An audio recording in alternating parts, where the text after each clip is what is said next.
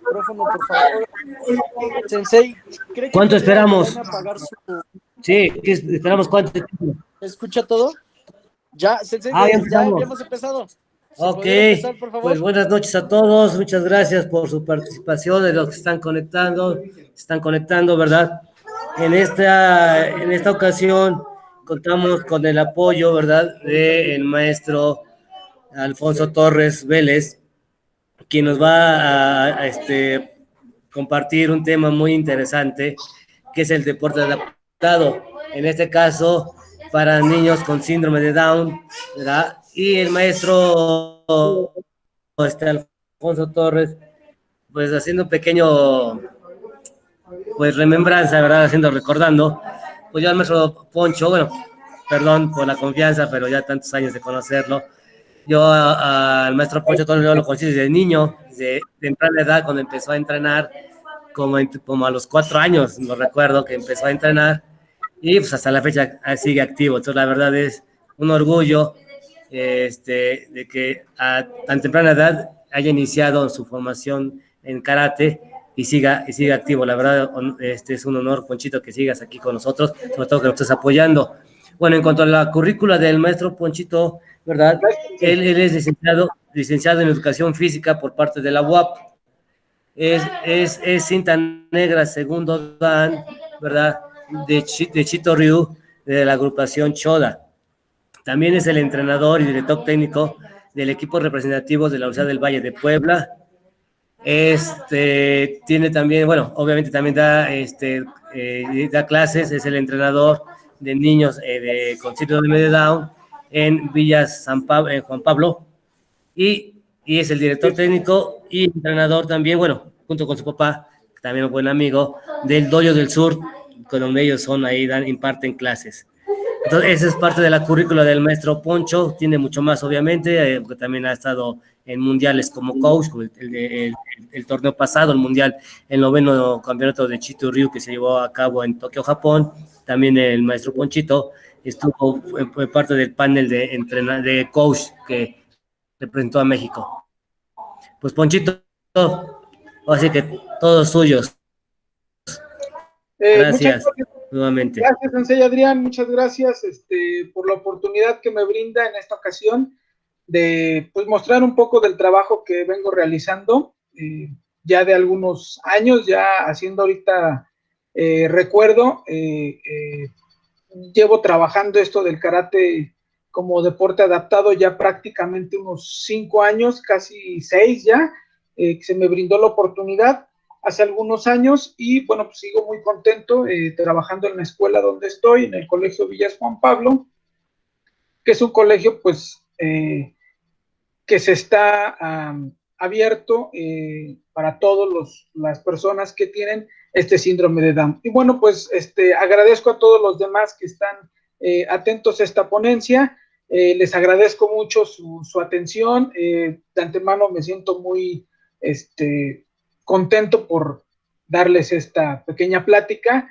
Disculparán si en algún momento me pongo algo nervioso, la verdad no estoy tan acostumbrado a dar este tipo de ponencias así, entonces, bueno, pues mi agradecimiento total para esta ponencia. Y bueno, pues damos inicio a la ponencia que se denomina Karate, deporte adaptado al síndrome de Down. Y lo primero que voy a empezar a mostrarles es las definiciones. Es algo muy importante porque algunas de las veces en este trabajo me he encontrado que no está bien delimitado lo que son una discapacidad y los tipos de discapacidad que hay. Y bueno, como pueden ver ahorita aquí en la diapositiva, bueno, que la discapacidad es un término general que abarca las deficiencias, las limitaciones y las restricciones. Es un fenómeno muy complejo y que se reflejan las interacciones características del organismo humano y las características de la sociedad en las que se vive. Esta definición que tenemos aquí, que yo les puse, es una definición que maneja la Organización Mundial de la Salud como uno de los órganos reguladores. Tenemos otras definiciones que puede ser como una falta o limitación de alguna facultad, tanto física o mental, que imposibilita o dificulta el desarrollo normal de una persona. Entonces, eso es la discapacidad, una limitación, una deficiencia o una restricción. Poniendo en marco esto de lo que son las deficiencias son problemas que afectan a la estructura o la función corporal. Las limitaciones de la actividad son dificultades para ejecutar alguna acción o tarea. Y las restricciones de la participación son problemas para participar en situaciones vitales. Entonces, pues ya nos vamos delimitando en este marco, ¿no?, de las discapacidades. Dentro de todo esto hay diferentes tipos de discapacidad. Lo que yo encontré, la información que se tiene, incluso que brinda el INEGI, son 4 formas de enmarcar las discapacidades, que son discapacidades sensoriales y de la comunicación, discapacidades motrices, discapacidades mentales o intelectuales y discapacidades múltiples o otras. Nada más a grandes rasgos, bueno, las discapacidades sensoriales o de la comunicación son las que tienen que ver con los sentidos propios del ser humano, ¿sí? Aquí nos encontramos a las personas con debilidad visual o ceguera, las que tienen sordera o alguna otra discapacidad o restricción para comunicarse también. En este caso, las personas que son, que no tienen habla, que son mudas, también entran de este marco, ¿sí? Algunas bibliografías lo manejan como un tipo aparte, pero los podemos englobar en este marco, ¿sí? Después tenemos las discapacidades motrices, que, como su nombre lo dice, son aquellas que afectan a la estructura del movimiento, del cuerpo, o por la falta de algún miembro, ¿sí? Aquí tenemos, como les digo, las amputaciones, ya sea de cualquier miembro, o daños de la columna vertebral, que también dan problemas hacia la motricidad, ¿sí? Y aquí vemos a personas que utilizan muletas, que están en sillas de ruedas, y que no afecta también su aspecto de la inteligencia, su aspecto intelectual, ¿sí? Hay personas que tienen parálisis cerebral, que son personas que tienen algunas características disminuidas en su movimiento, pero que en el aspecto intelectual no tienen ninguna afectación, no pueden tener una carrera universitaria, pueden tener una familia, pueden desenvolverse muy bien en el ámbito intelectual. Y después tenemos las discapacidades mentales e intelectuales, y en algunos casos también se les llamaba de retraso mental. Actualmente ya no se les dice de esa manera, ya no se les llama así, porque bueno, no es tanto, aunque sí es un retraso, pero se les ha dado la pauta de que es una discapacidad intelectual. Hay discapacidades intelectuales muy leves, moderadas o más graves, ¿sí? Y aquí tenemos pues el síndrome de Down, el Alzheimer y algunas epilepsias que también se presentan en este caso, ¿sí? Y después tenemos las discapacidades múltiples, que son consecuencia de alguna otra discapacidad, es decir, algunas personas con alguna discapacidad intelectual o por algunas características pueden presentar alguna discapacidad motriz, pero esto no es el determinante, es decir, la discapacidad principal es la sensorial o la intelectual, que llega a afectar un poco más. Entonces, esto tenemos como diferentes tipos de discapacidad. La que nosotros vamos a manejar es la discapacidad intelectual, en concreto, el síndrome de Down. Tenemos otra definición, que es el deporte adaptado. ¿Qué es el deporte adaptado? Bueno, pues es todos los deportes, modalidades deportivas que se adaptan al colectivo de personas con discapacidades o condiciones especiales de salud. Un deporte adaptado incluso puede ser el cachibol, que no son para personas discapacitadas, por así decirlo, pero son para personas de la tercera edad. Entonces cumplen eso, su condición especial de salud. Se realizan ciertas adaptaciones o modificaciones para facilitar la práctica, y que no afecte la estructura del deporte, que su práctica siga siendo lo más fiel posible, ¿sí? ¿Qué modificaciones encontramos en estos deportes o en qué apartados? Bueno, lo tenemos en el reglamento, en el material, en las adaptaciones técnico-tácticas y el espacio. En el reglamento, bueno, pues se hacen algunas adecuaciones para que se permitan la integración de estas personas. Sabemos que hay reglamentos que no permiten ciertas actividades o ciertas acciones. Entonces, en este caso, los reglamentos de algunos deportes empiezan a hacer esos cambios, ¿sí? En el material, principalmente las estructuras o las sensaciones que brindan los materiales a la hora de hacer el deporte. En este caso, el golbol es un deporte que se practica con débiles visuales o persona con ceguera. Se juega con un balón parecido al balón de baloncesto o de fútbol, y lo que cambia es el material en lo que está hecho.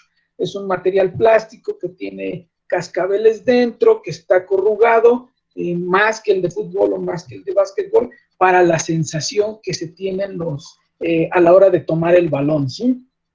También las sillas de ruedas, no es una silla de ruedas, no es la misma los que utilizan en atletismo para las carreras de velocidad que una persona que utiliza para el básquetbol o el rugby de silla de ruedas, ¿sí?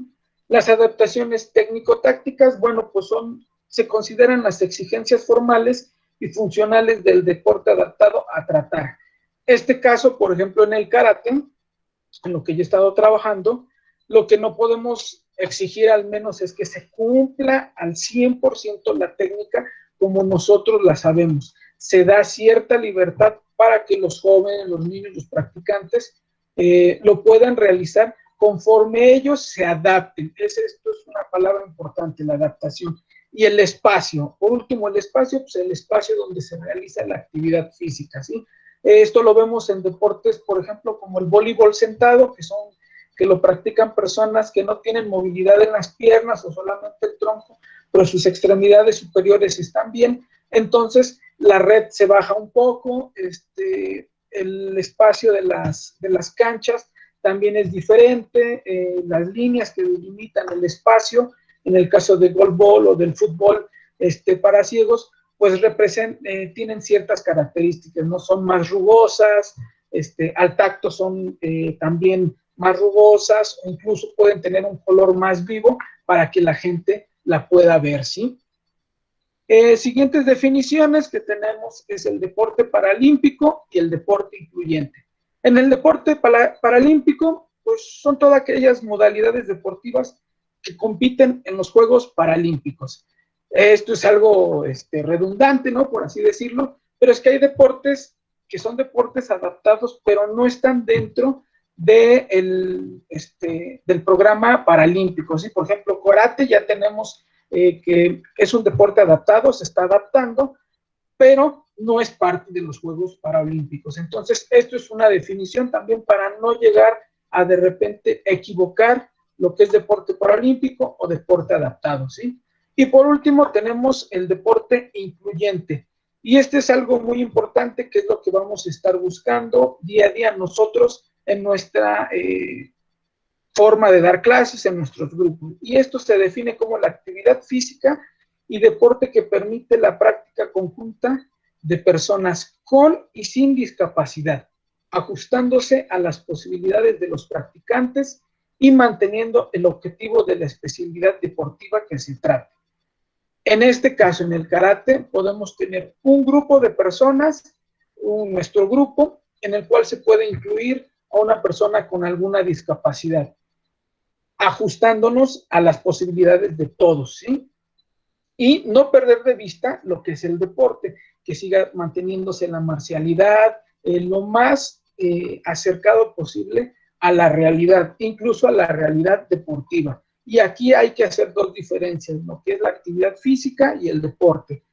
En este caso, yo abogo más porque se busque la actividad física, es decir, toda actividad que nos permita ejercitarnos, sudar, desestresarnos.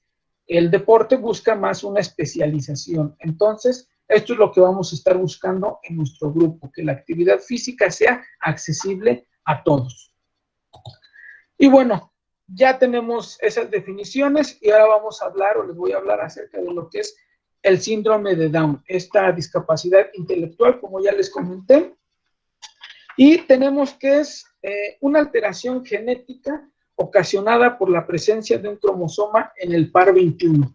Al ser una alteración genética, no se considera una enfermedad, ya que una enfermedad puede tener un periodo en el cual se agudice o baje la intensidad de la enfermedad. En este caso, es una condición física con la que nace la persona. Entonces, no es una enfermedad, no se les puede tratar como personas enfermas. Eso hay que tenerlo muy en cuenta. Se observa en 1 de cada 773 nacimientos vivos, se desconocen las causas y no está relacionado con la raza, religión, edad o condición socioeconómica. Cualquier persona puede nacer con este síndrome. Solamente en algunos casos se ha encontrado o demostrado algún factor de riesgo que puede ser la edad materna, cuando la mamá, cuando la mujer supera los 35 años de edad. Pero aún así, esto no es un determinante para que eso suceda. Es un rasgo nada más que se ha tenido en algunas alteraciones, se ha visto en los nacimientos, ¿sí? Y es la causa más común de discapacidad intelectual en todo el mundo. Entonces, es muy fácil que a nuestro dojo, a nuestra clase de deporte, de cualquier deporte, pueda llegar una persona con estas características. Y hay 3 tipos de síndrome de Down. En este no quiero ahondar mucho. Es la trisomía regular, la trisomía por translocación y mosaicismo o mosaico. La regular es la más amplia, casi el 80% de las personas que tienen el síndrome de Down presentan este tipo. En menor medida viene la trisomía por translocación, no se da tanto, y el mosaicismo o de mosaico solamente se presenta en el 2% de los casos. Entonces, la mayoría de las veces vamos a trabajar con trisomía regular. Ahora, esto es muy importante para que empecemos a ver cuáles son las actividades que podamos realizar. Son las características que tiene el síndrome de Down. Y 2 características importantes son el bajo tono muscular y la discapacidad intelectual, ¿sí? Eso es algo muy marcado en estas personas que vamos a ver y que vamos a tener que tratar y vamos a estar muy presentes para el desarrollo de nuestras clases. Otra cosa que también tienen son las vías respiratorias altas, son más estrechas de lo habitual, entonces por lo tal, la forma de respirar también tiene que ser controlada, tenemos que tener mucho cuidado en ese aspecto, ¿sí? El bajo tono muscular provoca que también haya mayor flexibilidad en su cuerpo, entonces los arcos de movimiento pueden ser muy amplios. Me ha tocado ver a chicos que sin ningún esfuerzo se abren completamente el compás de sus piernas, tienen facilidad incluso para mover ciertas articulaciones de acá de los hombros, de los codos. Entonces también hay que tener mucho en cuenta eso, ¿verdad? También llegan a presentar un poco después de la adolescencia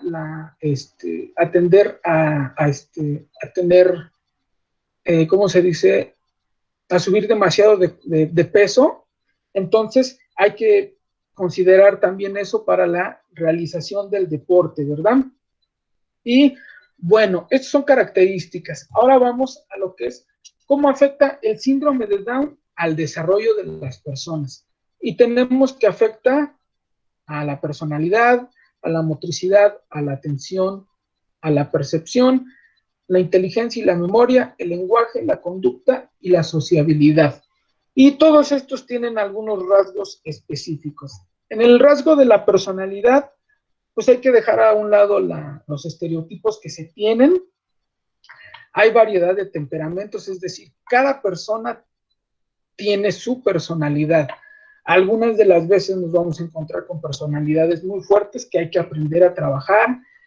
por lo regular son muy desinhibidos, entonces pues no les cuesta trabajo incluirse en el grupo de equipo, ¿no? Estar en un equipo el cual se sienten aceptados, ellos no les importa y son aventados, pero cada persona tiene su personalidad, van a desarrollar con el tiempo lo propio, lo suyo.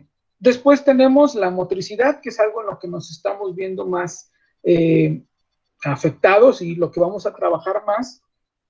Se ve un poco afectado en la lentitud motora tanto gruesa como fina. La motora gruesa pues en los brazos y las piernas, y la fina un poco más en las manos, ¿sí? Claro está que con el desarrollo de la actividad física, todo esto se puede ir mejorando un poco más, ¿sí? Por lo regular no muestran, como ya les había mencionado, un tono muscular muy alto, entonces no vamos a ver personas como muy marcadas o con mucho músculo por esto mismo, ¿sí? Y eso les afecta a su motricidad. La atención, después tenemos la atención, trabajan en periodos de atención un poco cortos, entonces cuando nosotros estemos en la clase, pues tratar de mantener su atención lo más posible, ¿no? Tratar de no alargar tanto a lo mejor las instrucciones para que ellos puedan estar atentos y se puedan desarrollar un poco más en la clase, ¿sí? Por lo regular, tienen una mejor atención visual que auditiva, entonces eso también es importante para cuando nosotros desarrollemos nuestra clase. Hacer la clase un poco más dinámica en el aspecto no tanto de hablar, sino de presentar el movimiento como tal e iniciar las actividades, ¿no? La percepción, bueno, tienen una mejor percepción, como les digo, visual.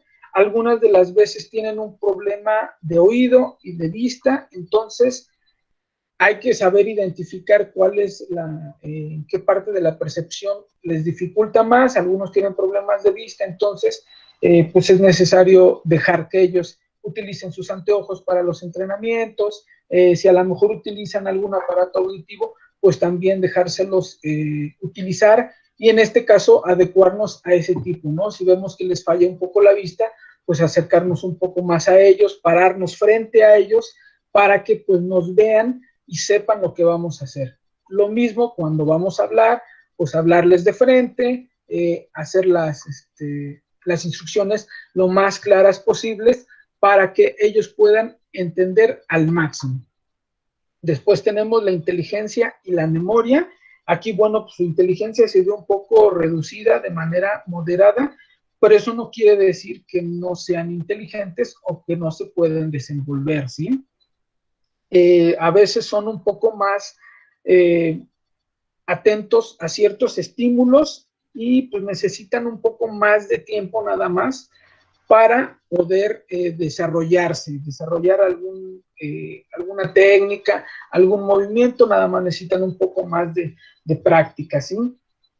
Las instrucciones hay que presentárselas de una manera pausada y que no sean instrucciones muy largas, es decir, no dar, vas a hacer 3 pasos, un giro y luego vas a correr, no, hacer las instrucciones un poco más cortas. Y bueno, esto incluso en la práctica con grupos que podríamos decir normales, pues una instrucción muy larga es un poco difícil de seguir, ¿no? Entonces, instrucciones un poco cortas, ¿no? Tienen una muy buena memoria, no quiere decir que se van a acordar de todo al 100%, pero tienen muy buena memoria, y como todo se tiene una memoria selectiva, ¿no? Las cosas que nos gustan, pues las vamos a aprender y va a ser difícil que se nos olvide, y algunas otras cosas que a lo mejor no les llame mucho la atención, vamos a tener que estar reforzando día a día o cada entrenamiento. Pero si les gusta, yo les enseñé kata una vez, lo hicimos por, digamos, un mes, nos fuimos de vacaciones, regresamos, y uno pensaría que ya se les olvidó, ya no tienen la kata, ya no se la saben, hay que volver a trabajar. ¿Y cuál fue mi sorpresa? Que todas las chicas realmente se sabían la kata, no se les había olvidado ni un solo paso. Entonces, es muy buena su memoria, hay que irla trabajando. En el lenguaje, bueno, pues tenemos un desarrollo que ahí hay una mayor repercusión. Algunas de las veces les falla el lenguaje, no se pueden expresar como ellos quisieran. Algunas veces son personas muy calladas, pero eso no quiere decir que no se entiendan, simple y sencillamente son calladas porque a lo mejor les cuesta trabajo expresarse, y no tanto porque no tengan la inteligencia, sino porque también por la forma de su boca, la estructura que tiene su lengua, su boca, eso les dificulta un poco el hablar. Entonces, hay que tenerles un poco de paciencia. En la práctica que yo he tenido, por ejemplo, por el idioma, el japonés, lo que nosotros practicamos, hay algunas palabras, por ejemplo, los números, que es lo que yo he trabajado con ellos en el caso del calentamiento, de dar una numeración cuando realizamos los ejercicios. Hay números que se les facilita mucho el hablarlo y hay otros que sí se les dificulta un poco más, ¿no? Y lo que tiene de característica el idioma japonés es su fluidez. Entonces, algunas veces incluso es muestra de sorpresa de algunas personas que dicen, oye, en español los números les cuesta un poco de trabajo hablarlos, expresarlos, pero en la clase de karate no tienen ese problema. Bueno, puede ser que alguna de las formas de decir los números o de expresar las palabras en la clase de karate, ¿no?, del idioma japonés, pues se les facilite, ¿verdad?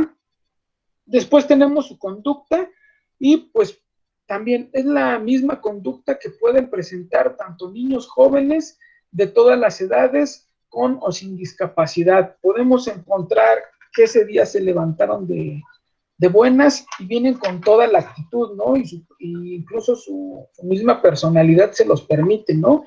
Y tú dices, pues es una persona siempre alegre, que está dispuesta a hacerlo, pero pues ese día se levantó de malas como cualquiera de nosotros. Entonces no se ve en condiciones de realizar la actividad física, dice no quiero, o a lo mejor es una persona que conocemos por apática y de repente le gustó la actividad y se muestra muy participativo en la clase, ¿no? Realmente tiene cada quien su propia conducta. Hay que trabajar algunos aspectos, no perder ¿cómo se dice? La rigidez de la clase, o más que nada no la rigidez de la clase, sino la marcialidad de la clase, ¿no? Que identifica karate. Entonces, pues sí, algunas veces llamarles la atención para que vayan modificando un poco su conducta. Si tienen una acción que no va acorde a una buena conducta, pues habrá que llamar la atención para modificarla, porque si no, por ser inteligente, se da cuenta, entonces él dice, pues si me hago berrinche, entonces pues el maestro, mi mamá o la gente, pues es condescendiente conmigo, ¿no? Entonces no, hay que mantener esa formalidad de nuestras clases, ¿sí? Y por último, la sociabilidad. Presentan un buen grado de adaptación social. Esto quiere decir que llegando a un grupo, inmediatamente, como ya les comenté, son muy desinhibidos, entonces te saludan, llegan, te abrazan, tratan de participar. Si te ven que estás haciendo algo, van y tratan de ayudarte, te dicen que si te pueden ayudar. Entonces, eso es algo bueno porque nos permite un buen trabajo dentro de las clases. Hay que promover su independencia y su autonomía, y todo esto pues se va dando gracias al deporte, a la actividad física, ¿sí? Y pues se busca lo más posible que tengan una integración social y laboral de manera independiente. Esto se tiene que trabajar de manera conjunta con sus padres, en su colegio, en su escuela a la que asisten, y nosotros somos una parte importante para su desarrollo, ya que el deporte pues les da cierta independencia, ¿sí? Entonces hay que tener muy en cuenta estos afectaciones a su desarrollo para poder desenvolvernos en la clase. Ahora tenemos algunos padecimientos médicos asociados con el síndrome de Down, ¿sí? Y aquí tenemos algunos, no son todos, pues son los más importantes o los que se llegan a englobar. Algunos nos van a ser de mucha utilidad, algunos a lo mejor a primer rasgo, a la primera vista no tanto, pero todos son importantes, ¿sí? Vemos que tienen afectaciones en el corazón, la tiroides, la sangre, vías respiratorias, musculoesqueléticas, el ojo y la vista, los oídos, los dientes, su sistema, piel y nutrición. Entonces, Pues tenemos algunas, por ejemplo, A ver, allá arriba. es muy importante saberlo, ¿no? Porque checando las cosas lejanas. Subo ya, volteas de inmediato así como que espantada. ¿Sí se escucha? ¿Me molestó? Bueno, entonces retomamos, ¿no? Su corazón es importante tenerlo en cuenta porque pues algunos ejercicios no podemos mantener ejercicios de mucha duración y porque les puede llegar a afectar. Esto tenemos que tener en cuenta que todas estos padecimientos se nos tienen que hacer saber por parte de los padres para que nosotros podamos desarrollar en la clase. Sí, esto es muy importante porque no podemos llegar y simple y sencillamente dar la clase o integrarlo a la clase si no sabemos si tiene algún problema en el corazón, alguna cardiopatía o alguna enfermedad que le imposibilite hacer la actividad física. Entonces hay que tener mucho cuidado con esto y pues ahí que es un trabajo conjunto con los padres, ¿verdad? También tenemos que tienen enfermedades o tienen ciertas afecciones o padecimientos en la tiroides. Esto pues puede diagnosticarse como les digo, con la ayuda médica y puede también en algunos casos incluso incrementar su discapacidad intelectual, ¿sí? Después tenemos la sangre, que pueden tener cierto riesgo de padecer enfermedades de la sangre, que pueden ser malignas, como leucemia. En este caso, pues, ya la gente, los papás, todo esto, pues ellos tienen una idea de pues, cuáles son sus padecimientos, ¿no? Esto, a primer rasgo, no nos afecta mucho en la actividad física, ¿sí?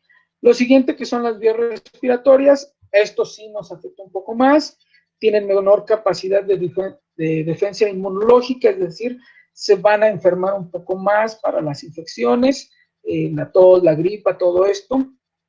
Esto es algo bueno en el aspecto del karate, ya que pues, se realiza en un lugar cerrado, entonces pues esto les puede ayudar a no tener este tipo de enfermedades, ¿no? Se enferman demasiado rápido.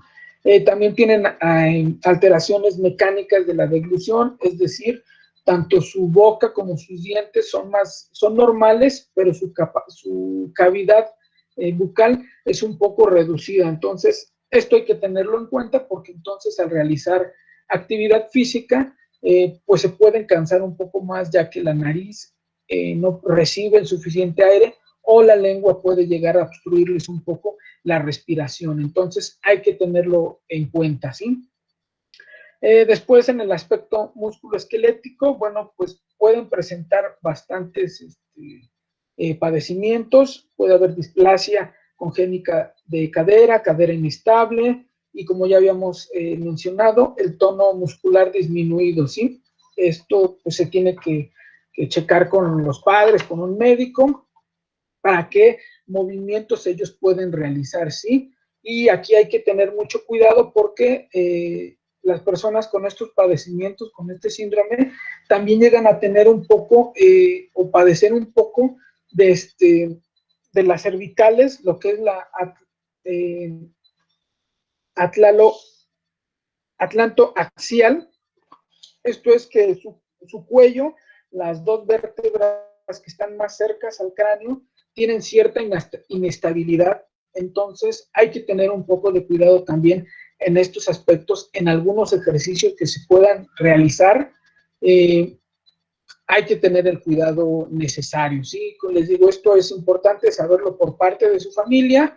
Ustedes pueden checar, a lo mejor pedir algún estudio, ¿no? De que no lo tenga, porque puede haber algún movimiento, alguna caída que les puede llegar a afectar, o que incluso, pues normalmente les llega a afectar, ¿no? Les da dolor de cuello, les duele la cabeza y pueden presentar cansancios, que se les duerman un poco las manos. Entonces, en este apartado, en este aspecto, hay que tener también mucho cuidado, ¿sí? Los ojos y la vista, entonces hay que estar un poco más cerca de ellos. En el caso de los oídos también, el 78% de los casos presentan una disminución auditiva ligera, moderada. Entonces, alguna de las veces, pues tenemos que hablar un poco más fuerte o estar frente a ellos, ¿sí? Los dientes, pues bueno, a lo mejor en la práctica deportiva o en la práctica de la actividad física no va a ser muy importante, pero pues lo único que tiene que tener es una sana higiene bucal, y esto pues es, yo creo que parte de ello, ¿no? Lo que sí nos atiende es el sistema nervioso, que hay ciertas alteraciones, algunas de las veces pueden presentar crisis convulsivas o dar algunos rasgos autistas. Entonces hay que buscar la forma de cómo llegar y acercarnos a ellos, ¿sí? Si no sufren alguna alteración, que digamos no han sufrido convulsiones ni nada, bueno, pues siempre estar nada más un poco atentos, tenerlo en cuenta de que ya puede llegar a darse el caso. En la práctica de karate, no representa un riesgo mayor, ya que al tener una convulsión y caerse, bueno, pues como la mayoría de las veces entrenamos sobre tatami, bueno, pues eso les brinda una protección extra, ¿verdad? Después tenemos la piel. Ellos tienen la piel un poco más gruesa y la piel más seca, entonces hay que tener un poco de cuidado en eso, es decir, checar sus pies, que tengan la mayor humectación. Les digo, todo esto que lo van viendo también sus papás, pero de repente nosotros también darnos cuenta, ¿no? Esto quiere decir porque a veces al tener un poco la piel más gruesa, entonces no sienten el frío como nosotros lo sentimos. Entonces me ha tocado ver que yo llego con chamarra y los chicos llegan con un chaleco o una playera y les dices, tápate, y dicen, no tengo frío. Entonces pues hay que tener nada más cuidado en eso, ¿no? Si están haciendo ejercicio, pues que se cubran para que no tengan alguna enfermedad, ¿no? Que se lleguen a enfermar de gripa o algo así. Y en el caso de la nutrición, al tener un bajo tono muscular, esto también afecta a los músculos de los intestinos. Entonces, sus movimientos intestinales pueden ser un poco más lentos. Hay que tener cuidado. Entonces, si les toma más tiempo digerir sus alimentos, bueno, entonces también el tiempo que debe de pasar de una comida a llegar a hacer la actividad física, pues se tiene también que tener en cuenta, a lo mejor ser un poco mayor para que le dé el tiempo suficiente para poder haber digerido sus alimentos, ¿sí? Y bueno, ahora sí pasamos a lo que son los métodos de enseñanza que vamos a utilizar para nuestras clases, ¿sí? Aquí yo quiero hacer un paréntesis. Estos métodos de enseñanza están pensados, son los que se utilizan en las clases de educación física, ¿sí?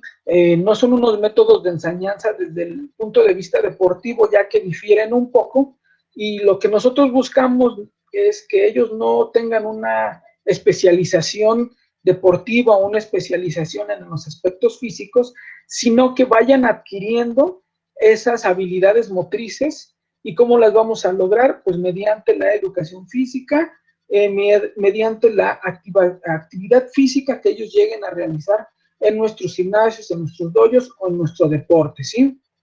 Y bueno, aquí vienen también un poco las definiciones. Pues el método es un camino para llegar a un fin, y un método de enseñanza es el conjunto de momentos y técnicas lógicamente coordinadas para dirigir el aprendizaje del alumno hacia determinados objetivos. Y también tenemos que el método es un sinónimo de estilo de enseñanza, técnica de enseñanza, recurso de enseñanza y estrategia en la práctica. Entonces, algunas de las veces podemos encontrar, o yo les puedo decir, este es un estilo y esta es una técnica, pero es simplemente lo mismo, ¿no? O sea, es un sinónimo nada más, ¿sí?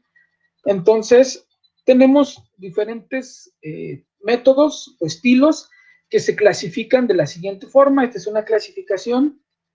Hay estilos tradicionales, individualizadores, perdón, participativos, socializadores, cognitivos y estilos creativos, ¿sí? Y cada uno de ellos tiene sus particularidades. ¿Qué métodos de enseñanza vamos a utilizar? Todos los anteriores. Entonces, me regreso un poco. Aquí los métodos de enseñanza que vamos a utilizar un poco más, o que al menos en la práctica me han dado un poco más de, ¿cómo decirlo?, de efectividad, pues son los estilos tradicionales, que es el mando directo, la modificación del mando directo y la asignación de tareas. ¿Y qué tenemos como mando directo? Bueno, pues el mando directo es lo que utilizamos mucho nosotros en karate cuando el profesor es el más activo dentro de la clase. Tiene una tradición en la enseñanza militarizada, en lo que nosotros lo utilizamos no tanto así de esa forma, pero sí es que nosotros ponemos el ejemplo, ponemos todas las particularidades que nosotros queramos en ese momento de un ejercicio en específico, ponemos tanto el ejemplo como la frecuencia, como el ritmo, todo lo damos nosotros. Y los alumnos simple y sencillamente se limitan a seguir esas pautas que nosotros ya les dimos, esas instrucciones. Hay que hacer algunas modificaciones, hay que hacer algunas adaptaciones a estos tipos de enseñanza para que no se vuelvan un poco rígidas ni tediosas, ¿sí? Les digo, nosotros lo llevamos en karate mucho porque es una forma en la como nosotros hemos aprendido y además de que es un estilo en el cual se adapta mucho al tipo de deporte, ¿sí? Después tenemos la modificación del mando directo y esto ya se le va dando un poco más de libertad a nuestros alumnos de cómo realizar las actividades, ¿sí? A lo mejor ponemos el ejemplo, ponemos un poco los ritmos o las frecuencias en los que trabajen, las repeticiones que trabajen, pero también dejamos que a lo mejor un alumno sirva como monitor o dejamos que ellos de repente empiecen a decir, hay esto que podemos hacer. Entonces, aunque nosotros dimos la pauta, damos la oportunidad de que algunos otros alumnos también apoyen en esta forma de enseñanza, ¿no? Y tenemos también la asignación de tareas. Esto es cuando nosotros les damos un objetivo a nuestros alumnos, entonces, como lo dice su nombre, les asignamos una tarea y buscamos que entonces ellos lo empiecen a desarrollar. Les podemos asignar, por ejemplo, la tarea en el aspecto de acondicionamiento físico, ¿no? De hacer brincos, y les vamos a dar la facilidad o la parte en la que ellos, a lo mejor nosotros les dijimos, tú tienes que brincar del punto A al punto B, ¿no? Pero ellos hacen una adecuación, ellos dicen, todos los alumnos dicen, bueno, pues que puedo brincar, pero nunca me dijo si puedo brincar con 2 pies o con un pie, entonces yo quiero hacerlo con un pie, ¿no? Entonces, como les asignamos una tarea, ellos la desarrollan y ellos empiezan a buscar nuevas formas de realizar esta enseñanza, ¿no? Y les damos un poco más de libertad. Estos 3 tipos de enseñanza o de estilos son muy utilizados. Yo los utilizo mucho en la clase cuando estoy trabajando con los chicos de síndrome de Down. ¿Por qué razón?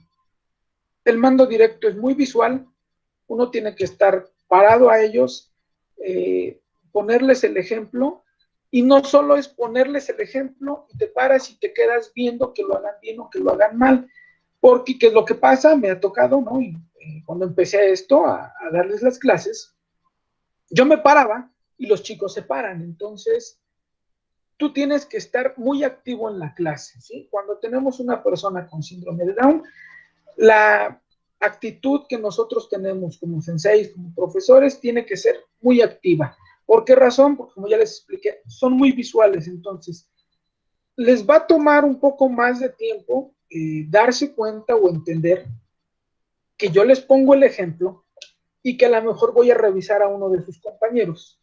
Entonces dejo de hacer el movimiento. Con la práctica, ellos van a darse cuenta y van a empezar a hacer ese análisis y van a darse cuenta de que, bueno, cuando el maestro se va y ve a un compañero, está con otra persona, yo no debo dejar de hacer el movimiento que me está pidiendo. Pero es un proceso que se tiene que dar poco a poco, ¿sí? Una vez que lleguen a dominar ese proceso, podemos empezar a trabajar un poco más algunos otros estilos de enseñanza. Por ejemplo, tenemos los estilos individualizadores, que vamos a trabajar por grupos, que es lo que hacemos de que, ¿sabes qué? Vamos a poner un grupo, yo quiero que tú trabajes Este grupo va a trabajar, no lo sé, una técnica en específico, Tsukis. Este otro trabaja Geris, y este otro trabaja defensas, o dependiendo de nuestra planeación del día, ¿no? Entonces, pues este chico va a estar en uno de esos grupos. ¿Qué es lo que pasa? Pues es un poco más individual esa enseñanza porque está un grupo reducido, solamente estamos trabajando con 3 alumnos, entonces él recibe o ellos 3 reciben el mayor interés o la mayor atención de nuestra parte en esa técnica en específico, ¿no? Después tenemos los programas individuales y enseñanza programada. En los programas individuales, como lo dice su nombre, nos enfocamos a una persona en específico, ¿no? Vamos a trabajar algo en específico, y esto también nos obliga a trabajar puntos específicos. En el aspecto del mando directo de los tradicionales, podemos trabajar de una manera más general. En estos nos vamos a enfocar a aspectos más importantes o más, ¿cómo se dice? Más individuales, ¿no? Más técnicos, por así decirlo, algo más puntual. Y la enseñanza programada, bueno, vamos también programando la forma de la enseñanza, los días, durante la clase, qué es lo que queremos que se realice. Entonces, de esa forma, vamos aumentando nuestros estilos de enseñanza. Los estilos participativos, pues tiene que ver más con el aspecto de dejar a que los alumnos sean más participativos. Por ejemplo, les puse el ejemplo de la asignación de tareas, ¿no? Queremos que realicen un ejercicio, queremos que brinquen de un extremo al otro del dojo, pero jamás les dijimos de qué forma queremos que ellos brinquen, ¿no? Entonces, hay algún alumno que dice, yo quiero brincar con un pie, yo quiero brincar con los 2 pies, y algún otro va a decir, yo quiero brincar con las manos. Bueno, pues se les da esa facilidad para que lo realicen.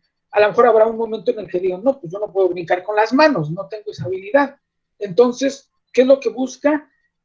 A sus compañeros. Ve a un compañero, mira, él está haciendo un brinco con un pie, ¿no? Y la comunicación que se tiene entre compañeros en ese momento, él le dice, pues mira, brinca así, ¿no? Entonces, es recíproca esa enseñanza, ¿no? Nuestra participación dentro de este estilo es más hacia afuera, dejamos que los chicos vayan descubriendo sus formas, ¿sí?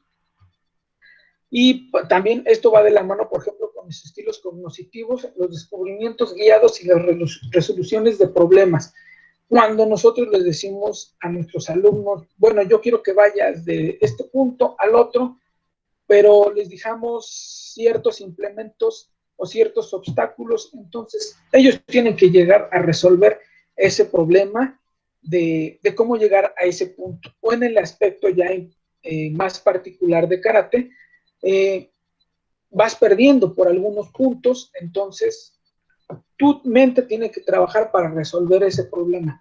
En el caso del síndrome de Down, es un poco más complicado llevarlo a cabo, no porque no tengan la capacidad, sino porque debemos haber pasado por todos estos estilos de enseñanza también, y a lo mejor el fin de nuestra clase, el fin que estén ellos, no es el deportivo. Entonces no le vamos a decir qué vas a hacer si alguien te ataca de cierta forma o vas perdiendo, no.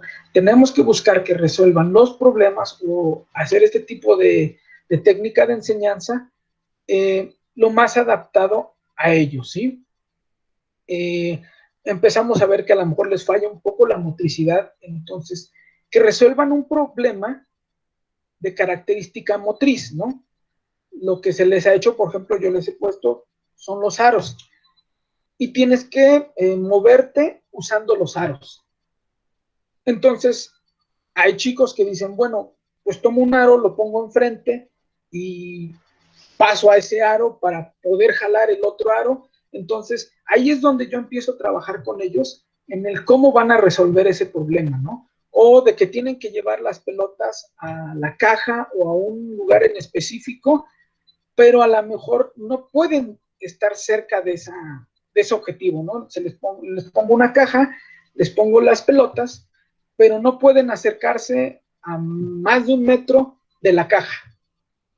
Entonces, pues no es tan fácil tomar la pelota y depositarla en la caja, ¿no? Tienen que buscar resolver ese problema. ¿Qué voy a hacer? Y pues hay chicos muy inteligentes que dicen, pues lánzala, aviéntala. Y ahí es donde estamos buscando que ellos resuelvan ese problema, ¿no? Es también parte del descubrimiento guiado, porque nosotros no les damos, en el aspecto del descubrimiento guiado, no les damos todas las herramientas como en el mando directo. Vas a hacer esto, esto, esto. No. Como su nombre lo dice, los vamos guiando, les vamos diciendo, sí, por ahí vas bien o no. En el caso de las pelotas es pues decirles, ¿qué podemos hacer, no? ¿Qué tal si lo lanzamos, no?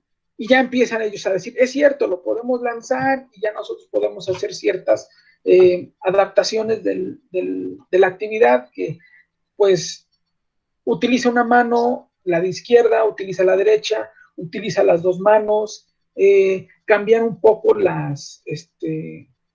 los implementos que utilizamos. A lo mejor si siempre utilizamos pelotas pequeñas, en una ocasión cambiarles por pelotas pequeñas con pelotas grandes, para que ellos puedan ver esa diferencia, ¿no? Y empiecen a trabajar. Lo que buscamos mucho con estos chicos es tener una adaptación de nuestra clase y que su aspecto cognitivo vaya ampliándose, ¿sí? Entonces son ese tipo de estilos que nosotros vamos a buscar. Como les digo, les recuerdo, todos estos son estilos de enseñanza de la educación física, porque en ellos no vamos a buscar una especialidad deportiva, al menos no al principio cuando lleguen a nuestro dojo.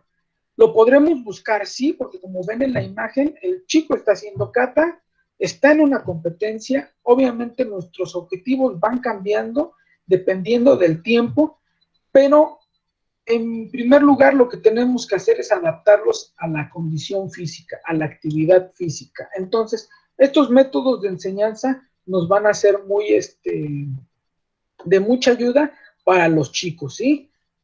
Hay que tenerlos muy en cuenta. Entonces, como les decía, ¿qué estilos de enseñanza utilizar? Todos los vamos a utilizar. ¿Cuál es la única diferencia entre un grupo y otro? O que tengamos un grupo con un chico con síndrome de Down o con alguna otra discapacidad, es la adaptación de nuestro plan de clase. El hacer las modificaciones pertinentes para que él pueda integrarse y pueda realizar los movimientos o las actividades que nosotros le estamos pidiendo. No vamos a exigirle que los cumpla al 100% en el apartado de la técnica, como ya lo había yo mencionado antes. Se tienen que hacer tomarse ciertas libertades para que ellos puedan desarrollarlo. No pueden desarrollar el movimiento perfecto como a nosotros nos gustaría que lo desarrollaran, pero lo desarrollan dentro de sus limitaciones, dentro de su forma propia de su cuerpo de hacerlo, lo van a hacer. Entonces, de esa forma nosotros vamos a poder darnos cuenta cuáles son los ejercicios que más trabajo les cuestan, trabajar un poco más en ellos y cuáles se les facilitan. Y al darnos cuenta de estos, también vamos a darnos cuenta de qué habilidades motrices les está faltando y en cuáles habilidades motrices están bien, ¿no? Y podemos seguir trabajando para poder perfeccionar. Habilidades motrices, el reptar, es decir, el arrastrarse por el espacio, el gatear, el caminar, el correr, el saltar, todas esas habilidades motrices básicas, nosotros las vamos a buscar el día a día en nuestra clase. Y bueno, ahorita les voy a mostrar un video del grupo femenil que tengo en la escuela de Villas Juan Pablo. Como les digo, estas chicas, yo les enseñé la kata, las estuvimos viendo, algunas de ellas, en este caso creo que son dos, las que ya han ido a competir, que han competido en Copa Mabuni. Se les enseñó la kata y obviamente pues después pasamos a lo que son las vacaciones y en lo que regresamos a las clases otra vez, y hay que ver otra vez cómo llegaron, ¿no? Que a lo mejor no hicieron el suficiente ejercicio en casa y principalmente en las vacaciones de invierno. Entonces llegan un poco más, querer ver sus amigos y todo, y como no realizaron actividad física, pues entonces sus habilidades motrices van un poco para abajo. Entonces hay que retomar las clases, hay que ver el punto. Entonces, después de 2 o 3 meses de estar en las clases, les pongo a hacer cata y digo, a ver si recuerdan la cata, y para mi sorpresa, sí lo han hecho. Entonces, les voy a poner el video, no dura demasiado, para que ustedes también vean las características que tienen al realizar la cata.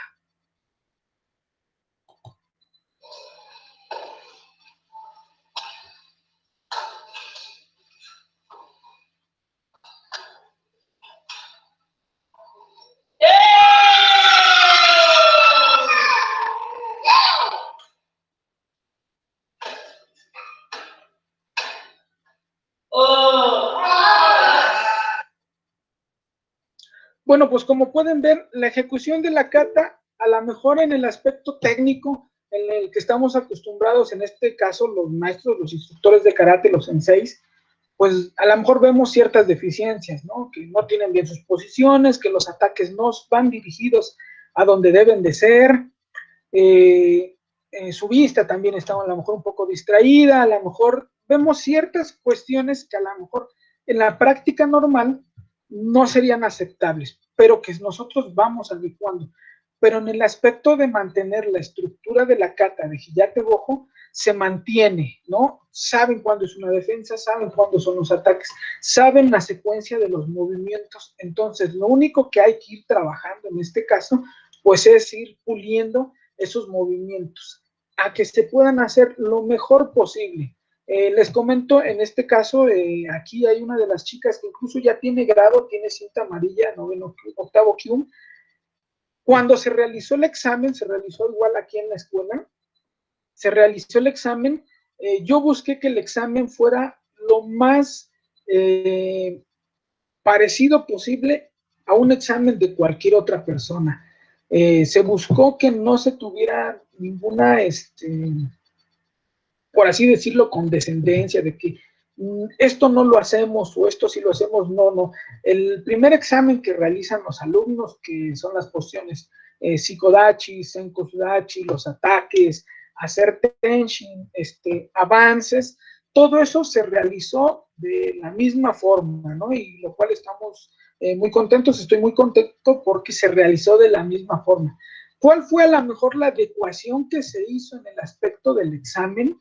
Fue que el aspecto de teórico del examen al que estamos acostumbrados, a lo mejor se dio de una forma diferente, una forma un poco más guiada, ¿no? Que los chicos saben la numeración, saben contar del 1 al 10 en japonés, pero a lo mejor tuve que ponerle los dedos, ¿no? Entonces, ya empezaron, ¿no? Ichi, ni, así, o algunos realizan a lo mejor algún movimiento, porque ellos han tenido esa adaptación, ¿no? Es decir, ellos relacionan la numeración a lo mejor con el calentamiento, entonces llegan a moverse un poco, ¿no? Porque relacionan eso.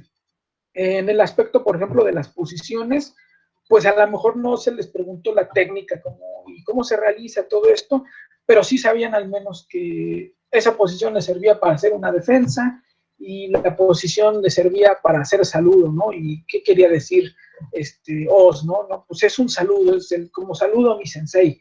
Entonces, esas son las adecuaciones que nosotros vamos llevando en nuestra clase para la integración de estas personas, para la integración de todos ellos a un deporte, adaptarnos a este deporte. Y bueno, pues ya por último, la bibliografía utilizada, hay páginas de internet donde ustedes pueden ver diferente información, diferentes formas de dar clase, por ejemplo, esto de los estilos de enseñanza, pues se pueden buscar, se puede tener una mejor idea y obtener algo mejor para que se puedan desarrollar en la clase, ¿no? Les digo, estos son métodos de enseñanza utilizados en la educación física que se pueden aplicar muy bien a nuestras clases de deporte, porque tenemos grupos en los cuales no buscamos la especialización física, la especialización deportiva, Y si tenemos una persona con síndrome de Down o alguna otra discapacidad, estos métodos, esta clasificación de estudios van a ser muy, muy fáciles de llevar a cabo. Y bueno, pues en esto termina la ponencia. Yo sé que ahorita en este momento vamos a tratar de resolver algunas dudas y pues voy a tratar de resolvérselas en medida de lo posible para que ustedes vean qué podemos hacer o qué podemos trabajar cuando nosotros tenemos personas discapacitadas en nuestras clases. Entonces, si tienen alguna Ponchito, duda, algún comentario. Ok, Ponchito, pues mira, de inicio, acá hay una, bueno, Vicky Pendas, dice, muchas felicidades, profesor Alfonso, excelente plática, informativa e interesante.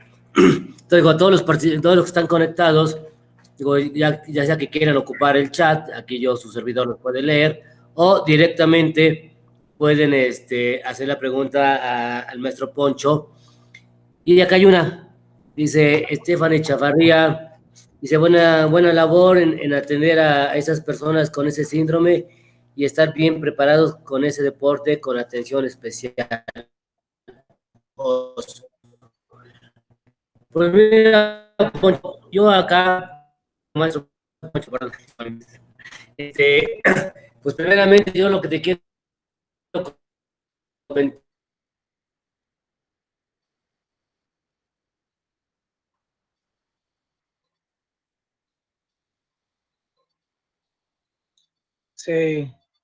Se trabó la comunicación con Sensei Adrián. Bueno, aquí, Sí, sí. Acá sí, digo, acá lo importante es que el deporte sea incluyente y eso obviamente tú lo estás haciendo muy bien, la verdad te felicito, porque muchas veces normalmente los entrenadores o los que damos alguna, nos dedicamos a alguna actividad en deporte, ya sea la especialidad que sea, lo primero que hacemos es, si lo estaba yo pensando, estaba yo escuchando y estaba yo reflexionando, muchas veces somos excluyentes porque prestamos más atención a los que tienen cualidades, características, a los que van a ganar torneos. ¿Por qué? Porque es el ego que tenemos, ¿no? El deporte adaptado o el paradeporte, como quiero decirlo, pues a lo mejor no es tan, bueno, más bien no es reconocido todavía. O sea, ya tiene un lugar inclusive en las Olimpiadas, en Juegos Panamericanos, pero no se reconoce tanto a los entrenadores. Pero la verdad es que la labor es muy, muy loable, nada fácil. Y yo lo que te quería comentar, Ponchito, que la verdad, felicidades. Créeme que me cambió la perspectiva de no ser excluyente con mis alumnos que no tienen ninguna discapacidad. Simplemente no tienen las cualidades, pero las aptitudes físicas para, como los campeones que tenemos muchas veces, y excluimos. Entonces imagínate estar tú con un grupo especial como el que tú tienes. Así que me das sin palabras, Ponchito. Y el video, la verdad, me emocionó mucho. El video de cómo ejecutaron la kata me emocionó demasiado. Sí, cuando yo inicié karate a los 14 años, no sabía, me confundía yo de izquierdo y derecho, para atrás, para adelante, es que a un lado o al otro, imagínate, ¿no? O sea, por los nervios que te impone ver a un maestro con karategi, entras a un dojo, o sea, muchas personas que ya saben, tú eres nuevo, o sea, te impone, te equivocas hasta que te adaptas. Imagínate ellos, ¿no? La verdad, felicidades, Ponchito. Bueno, acá hay un comentario también del buen amigo, el maestro Domingo González Palavicini, dice buena labor en atender a esas personas con ese síndrome y estar bien preparados con ese deporte con atención especial. Sí, obviamente, aquí lo que te están reconociendo, y yo también de mi parte, es que debes estar preparado para poder impartir tu clase, porque todas las dificultades que tienen y áreas de oportunidad, no son igual que un niño normal, ¿no? O sea, como dices, la piel, la lengua, bueno, la cuestión de la cuestión de respiratoria, o sea, hay muchas cosas que hay que tomar en consideración para poder impartir la disciplina que sea, ¿no? Yo te hablas de karate porque es lo que tú sabes, ¿no? Pero yo creo que para cualquier otra actividad física, porque mismo box puede ser, ¿no? O sea, maestro Luis, por ejemplo, Luis Barbosa, pues él debe tener experiencia, bueno, tiene la experiencia en box, pero no si tenga la experiencia con personas especiales. Así es, Sensei. Y bueno, pues contestando, por ejemplo, ahorita la pregunta de Stephanie y haciendo, ampliando lo que usted me acaba de comentar, las personas con síndrome de Down pueden entrenar en un grupo de personas normales, por así decirlo, así dice su pregunta. Pueden entrenar con personas que no tengan esta deficiencia. Sí pueden entrenar. En este caso, bueno, yo entiendo que pueden entrenar en un grupo normal, por así decirlo, o sea, 9 sean normales y el 10º tenga síndrome de Down. Sí se puede hacer, yo diría que incluso sería lo más recomendable. ¿Por qué razón? Porque, como les comentaba, los chicos son muy visuales. Entonces, si tú tienes alrededor a 9 compañeros que realizan la actividad física y que tú les has exigido que lo realicen bien, ellos se ven obligados a realizarlo bien porque tienen esas referencias. Ya no es solamente la referencia del sensei, es la referencia también de mis compañeros que están. Aparte de lo que buscamos, que se había dicho en un principio en las definiciones. El deporte incluyente, es decir, incluir a todos en una clase para que ellos se puedan tener un mejor desarrollo, un desarrollo integral. Y esto nos ayuda a todos, no solo a ellos, porque bueno, los vemos con el síndrome y decimos, les va a servir de mucho, claro que les sirve de mucho, pero nosotros también como sociedad nos sirve demasiado, porque de esa forma nos vamos sensibilizando un poco a cómo actuar y cómo tratar a estas personas. Les digo, hay un estigma social el que de repente, pues como lo vemos callado, lo vemos un poco tímido, creemos que no es inteligente y es todo lo contrario, son muy inteligentes, tienen una personalidad propia, tienen incluso sueños tan aceptables como los nuestros de, pues yo quiero una casa, yo quiero tener una novia o tengo mi novia y quiero casarme con ella y quiero irme a vivir o quiero ayudarle a mi mamá con los gastos o quiero tener un trabajo. Todas estas rasgos tan propios de ellos se dan y como no los vemos, como los tenemos así como que pues, nunca hemos tratado con ellos, no creemos que sean posible en ellos, ¿no? Como que no, ellos son algo aparte, no. Y tenerlos incluidos en una clase es abrirle los ojos a todo mundo. Entonces, claro que sí se pueden tener, Stephanie, trabajando en un grupo mixto, ahí se vuelve un grupo mixto. Y regreso a lo mismo, nada más hay que adaptar nuestra clase a las habilidades que presente este alumno. Muy bien, maestro. Perdón. Sí. ¿Qué podemos hacer? ¿Qué habilidades podemos, o qué modificaciones podemos tener? Pues a lo mejor modificar un poco los periodos de descanso de nuestra clase. Si nuestra clase dura 1:30 o 1 hora y en esos 60 minutos damos unos solo 5 minutos, un solo tiempo para descanso, bueno, ahora voy a tener que adecuar mi clase para no dar 1, sino dar 3 periodos de descanso. Y no solo de 3 minutos, a lo mejor de 5 minutos, un poco más largos, y adecuar esa clase en ese momento específico para que él pueda seguir el ritmo de la clase, ¿no? Ahora sí que de las actividades. Muy bien, Poncho. Pues no sé, maestro Luis, tengas a tú algún comentario, que también trabajas con niños, ¿verdad? También trabajas con un deporte de contacto, si tengas algún comentario, alguna experiencia en ese sentido.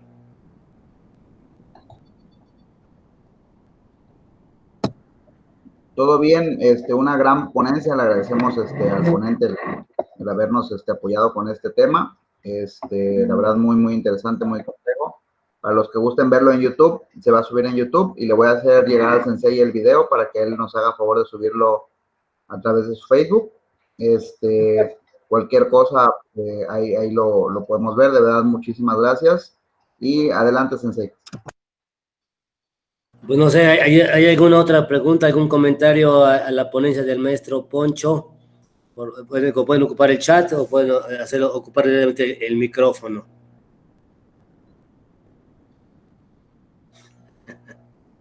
Creo que No hay dudas. creo que más bien ya fue muy claro, la verdad fue muy claro, nos quedó muy claro. O sea, obviamente cada punto de que lo que tú tocaste, me queda claro también que hay mucho que desarrollar por cada punto que tú tocaste, es muy general para que no se extendiera esto, pero cada punto yo sé que es muy extenso, obviamente, pero al menos me queda yo en el entendido de que todo lo que tenemos que saber de forma general en cuanto a tener a un niño con una capacidad diferenciada,